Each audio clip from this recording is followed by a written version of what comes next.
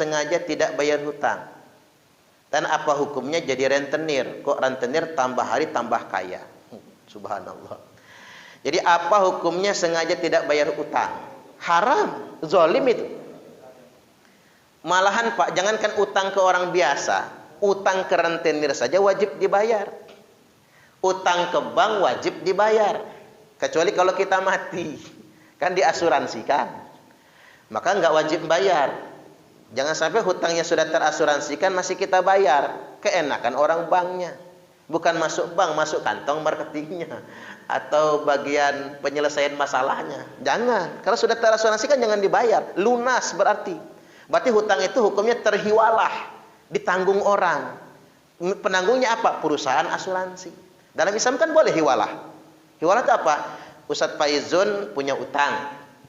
Nggak mampu bayar. Kemudian saya ngomong sama yang utangin, mulai hari ini yang bayar Ustadz Faizun, membayar hutangnya Ustadz Faizun bukan beliau, tapi saya yang bayar. Boleh. Jadi transaksi jadinya ke saya. Selama saya sanggup ngebayar. Kata yang utangin, lu aja kere katanya. Nah, nggak boleh Pak. Nggak boleh, lebih nggak mampu yang menanggungnya. Jadi yang menanggung hutang itu yang lebih mampu. Makanya asuransi sistem pembayaran hutang ditanggung itu kayak kredit mobil sebagainya jadi lunas, itu boleh saja hukumnya di dalam Islam. Tapi hukum asal tidak membayar hutang hukumnya haram dan itu kezaliman. Ada hadis yang luar biasa ya Pak, jadi peringatan bagi kita. Man mata wa huwa bari'un min talatin dakhalal jannah. Barang siapa yang mati dia bebas dari 3 perkara. Bebas dari 3 perkara, dakhulal jannah, masuk surga dia. Apa 3 perkara itu? 1, minal kibri. Dia mati bebas dari kesombongan. 2, wal gululi, bebas dari korupsi. Dan yang ketiga, wadain, bebas dari hutang. Serem banget. Jadi barang siapa yang mati bebas dari sombong, 1, bebas dari korupsi, 2, bebas dari hutang, dakhulal jannah. Masuk surga dia. Kasihan juga koruptor itu ya Pak ya. Apalagi koruptor yang nggak ketangkap KPK. Koruptor itu kalau yang ketangkap KPK enak. Begitu di akhirat nanti dia bisa berhujjah di hadapan Allah. Ya Allah, saya sudah ditangkap KPK. Harta saya sudah disita. Dan saya sudah masuk penjara. Oh begitu kata Allah, ya sudah, dosamu kumaafkan, masuk surga. Enak Pak yang sudah ditangkap KPK. Ada juga koruptor begini, ya Allah, saya ditangkap KPK. Yang saya korupsi separohnya sudah disita KPK, separohnya gua sumputin umpama. Ya sudah kata Allah, nerakanya separoh aja.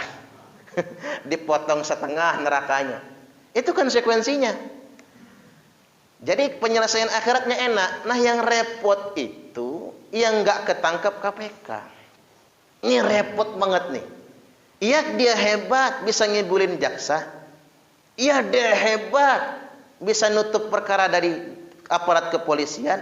Iya dia hebat bisa bohongin KPK, tapi nggak bisa membohongi Allah. Iya apa iya kira-kira? Makanya salah lah orang-orang politik itu melemahkan KPK Pak. Salah bener itu. KPK ini kan nggak ada penangkapan ya. Saya bingung manalah KPK ini ya. Justru orang kok seneng KPK-nya nggak nangkep-nangkep.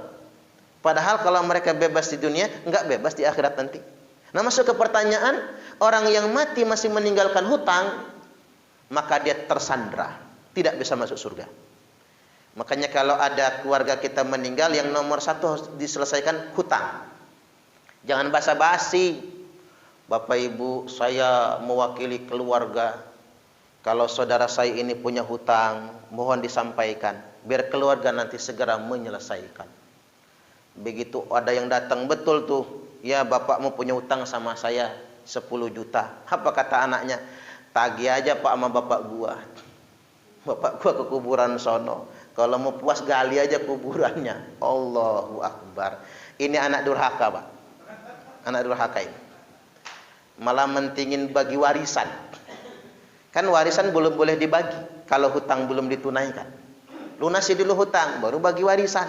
Ini kaidah sebetulnya. Kalau bisa, kalau belum ada alat untuk ngebayar, dihiwalah tadi. Ada saudara saya, ya Pak, berhutang, maka saya menghiwalahnya. Jadi si fulan ini sudah tidak punya utang. Utangnya si fulan ini saya yang nanggung. Nanti saya yang nyicil untuk membayar utangnya. Harus begitu. Jadi menyelamatkan orang mati. Dan orang meninggal itu Pak, dikubur. Ketika hutangnya masih tergantung, belum ada yang nanggung, belum ada yang dibayar, dia tersiksa sekali. Makanya bapak-bapak kalau mimpi ketemu orang mati, kayaknya susah betul, badannya kurus. Salah satu sebabnya, itu tamsilnya, kemungkinan orang mati punya hutang yang belum terbayarkan. Sengsara betul mati bawah utang itu, sengsara betul. Makanya jangan sekali-kali kita membiarkan hutang orang yang sudah wafat meninggal dunia.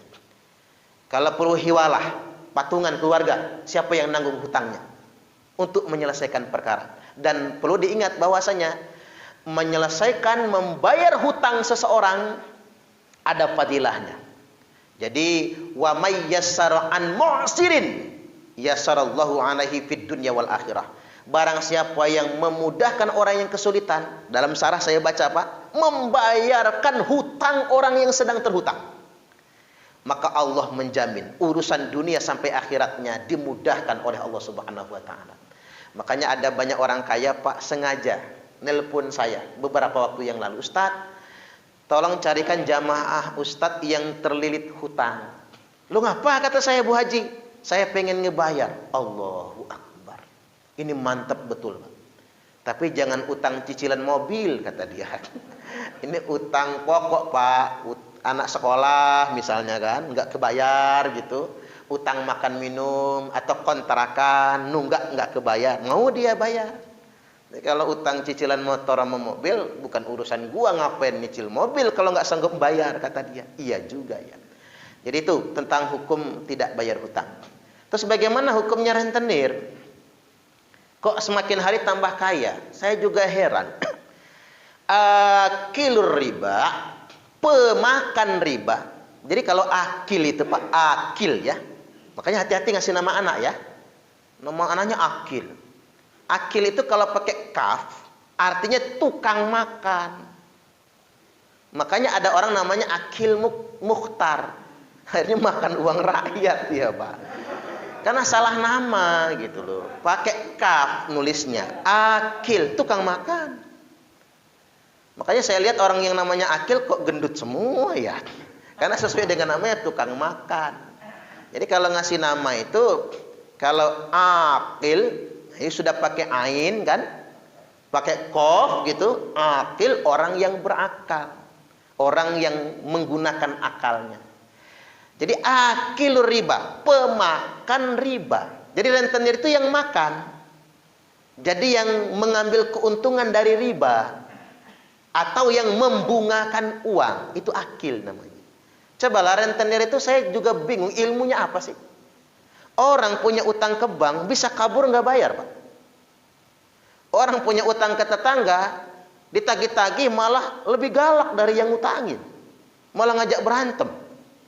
Orang kalau ngutang ke leasing saja bisa dikibulin, tapi kalau ngutang ke rentenir nggak ada undang-undangnya itu, nggak bisa dipidanakan coba, nggak bisa diadukan, nggak ada sistem sista jualnya rentenir, tapi orang kok berani bayar. Saya juga bingung apalah ilmunya rentenir itu ya. Kok bisa orang tuh kalau sudah ngutang ke rentenir itu ndak berdaya. Dan rentenir tambah kaya. Apa penyebabnya? Rentenir makin hari makin kaya karena surganya Allah kasih untuk dunianya saja. Di akhirat nanti tidak ada lagi surganya. Habis surga akhiratnya. Jadi begitu rentenir, ya Allah gua minta surga. Habis kata Allah. Udah gua ganti. Rumahmu bagus, kamu tambah kaya. Makanya nggak ada yang namanya rentenir itu Pak melarat, bangkrut, nggak ada. Rentenir kaya semua. Karena sudah dihabiskan untuk di dunia. Wa ma lahu fil akhirati min nasib. Tidak ada bagian untuknya lagi di akhirat nanti. Tapi yang nggak enaknya itu yang minjem ke rentenir. Saya yakinkan tidak akan pernah berkah semua orang yang pinjam ke rentenir. Walaupun minjemnya dikit Pak. tambah susah, muncul masalah, tambah melarat semua orang. Makanya buat kaum muslimin, berhentilah minjem ke rentenir. Saya yakinkan orang yang minjem ke rentenir walaupun dikit pasti tambah susah, pasti tambah melarat. Karena ngapa? Itu dijadikan Allah sebagai kafarat, penebus dosa untuknya.